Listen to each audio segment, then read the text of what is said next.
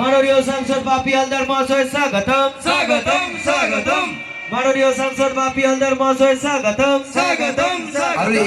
এই শুধু পয়সা মানুষের সবকিছু হতে পারে না।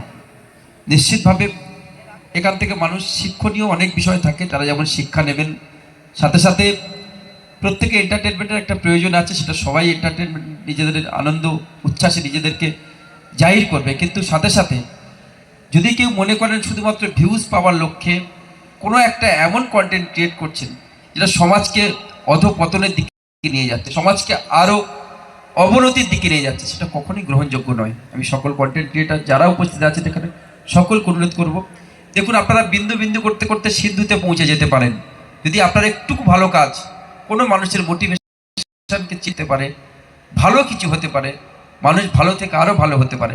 আপনার একটা কন্টেন্ট তার হয়তো জীবনকে দিতে পারে। কিছু করুন, কিন্তু এমন কিছু করবেন না যাতে করে সমাজ অবক্ষয়ের দিকে যায়।